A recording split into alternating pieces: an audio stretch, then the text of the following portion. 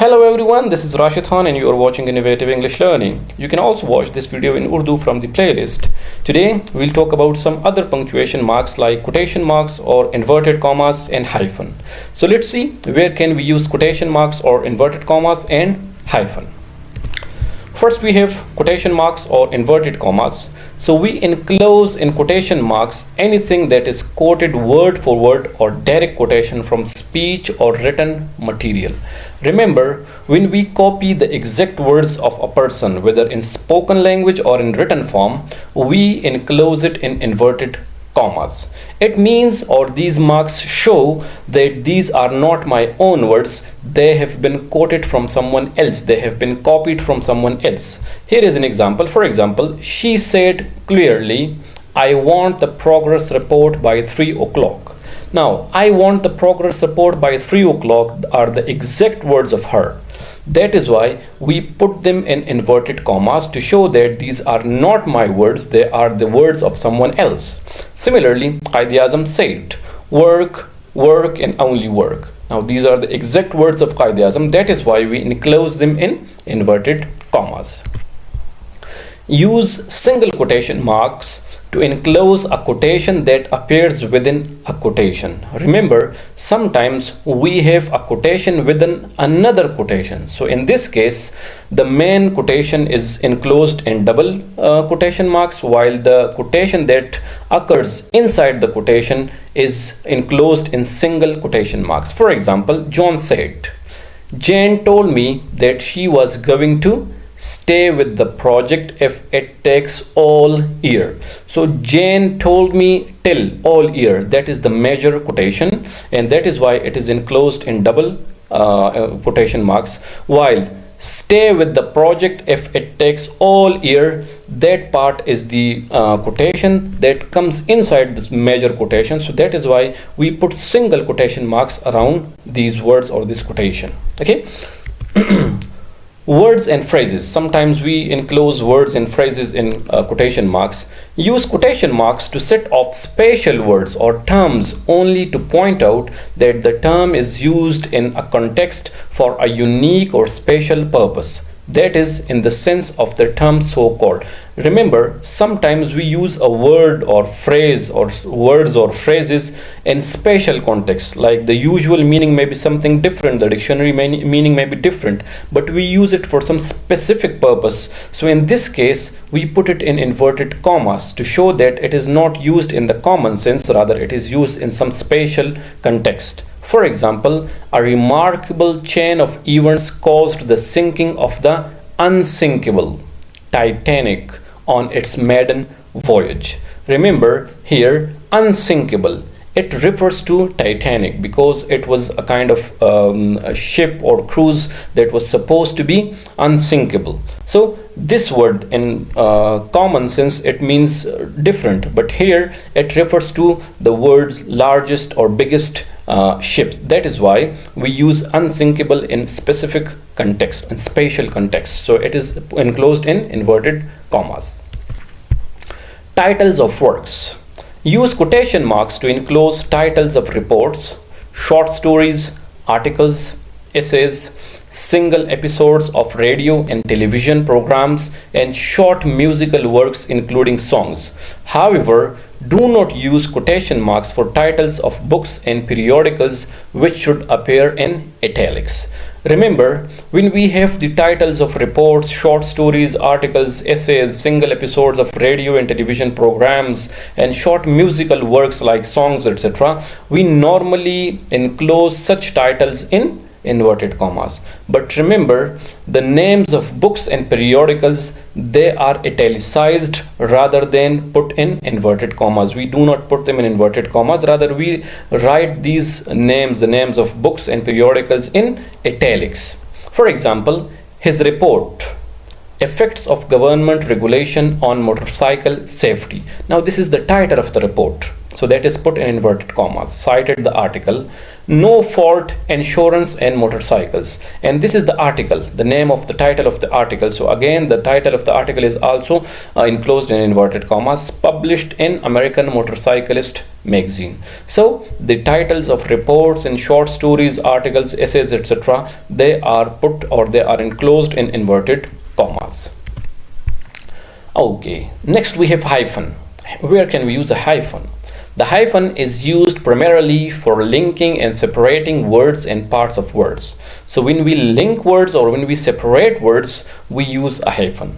The hyphen often improves the clarity of writing, and it is definitely used to clarify the meaning or to bring clarity in writing.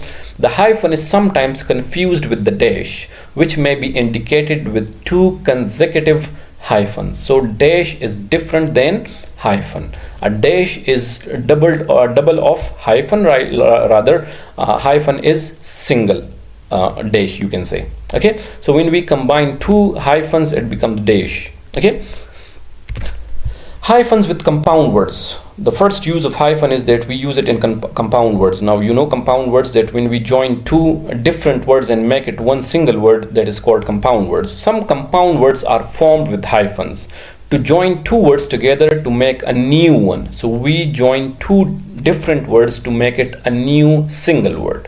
For example, able-bodied, back up, over the counter, etc. So these are now different words. Able and bodied are two different words, but we join these two words with the help of hyphen. Back and up, again we join it with hyphen. Over the counter, we have three different words and we join them with the help of hyphen. Hyphens are also used with multi-word numbers. When we have numbers, multi-number or multi-word numbers, so in order to join them, we use hyphen. For example, from 21 through 99, 21. So here we have a hyphen through 99. So again, we have a hyphen here, 19 and 9.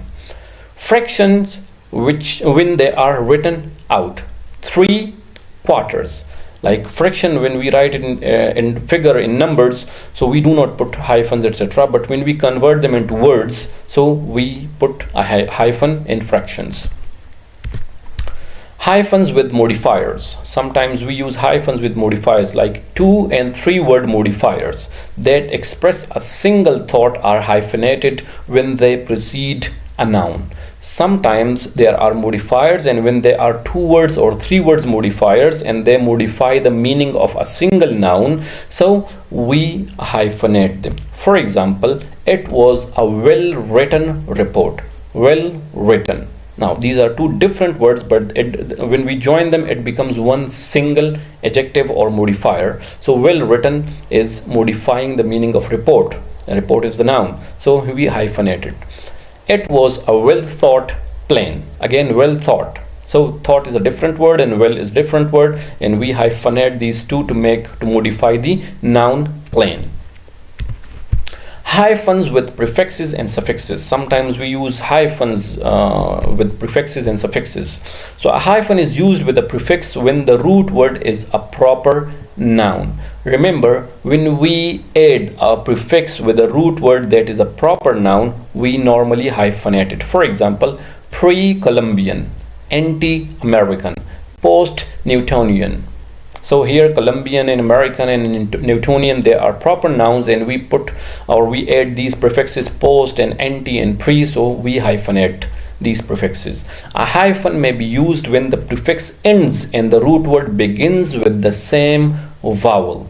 Remember, when the prefix ends with a vowel and the root word begins with the same vowel sound or with a vowel sound, so we normally separate the prefix from the root word with the help of a hyphen. For example, re-enter. Now enter and re both have the e. The prefix has e at the end, and the enter, that is the root word, it begins with e. So that is why in order to separate the two e's, we put a hyphen. Anti-inflammatory. Again, inflammatory is the root word, it begins with I, and anti ends with I. So in order to separate the two i's, we put hyphen. A hyphen is used when x means former. So when we use x for former, when we mean former with the word X, so we normally put a hyphen. For example, ex-president, ex-spouse. So here X means former president or former spouse. A hyphen may be used to emphasize a prefix. He is anti-change. So when we emphasize, when we stress the prefix, we put a kind of we put like a hyphen here. The suffix elect is hyphenated.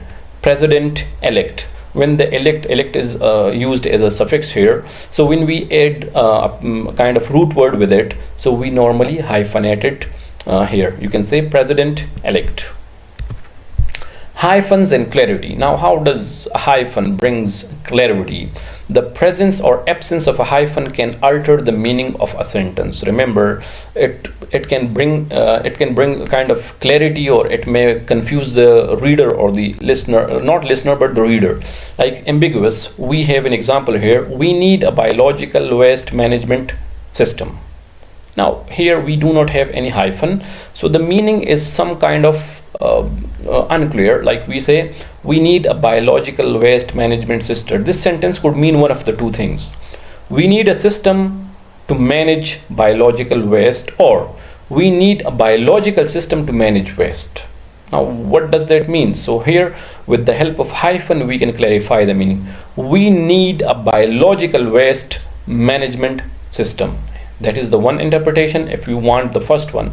And the second one, we need a biological waste management system. So here this hyphen shows that waste management, that is one word, and here biological waste, that is one word. So with the help of a hyphen, we bring clarity in our sentence or statements. Hyphens are also used between letters, showing how a word is spelled.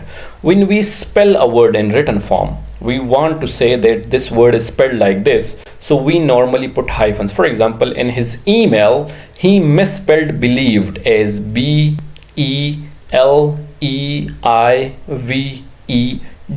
So after each letter we put a hyphen.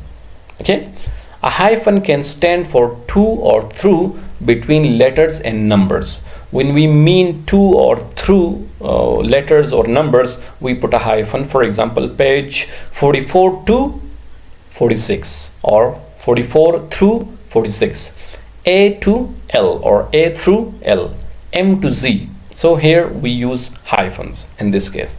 Hyphens are commonly used in telephone numbers like 800 hyphen then 155 then 1212. Web addresses, we can also use hyphens in web addresses like computer-parts.com. So here hyphen is used. Okay,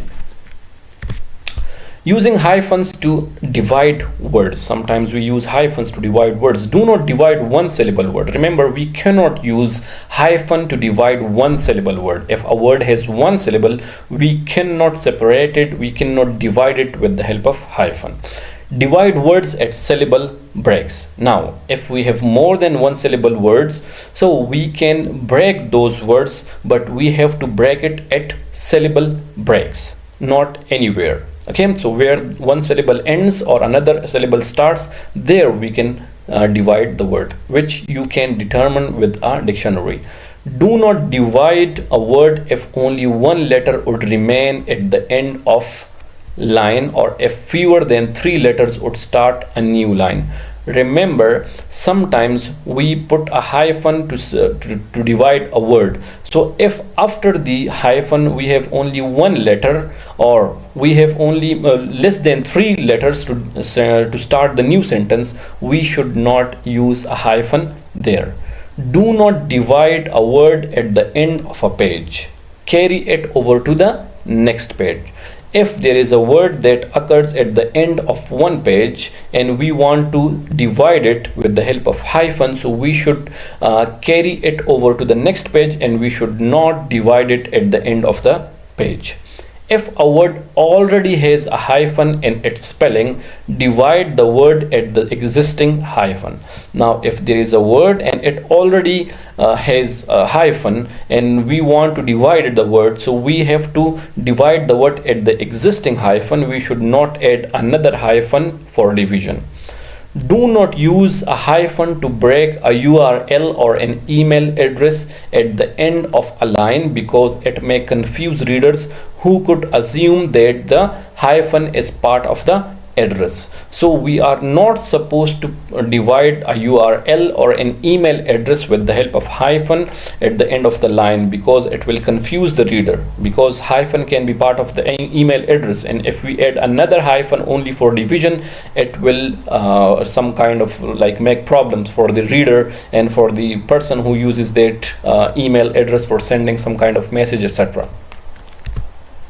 Okay, thank you for watching this video. For more such videos on English grammar, creative writing, linguistics, keep watching this channel.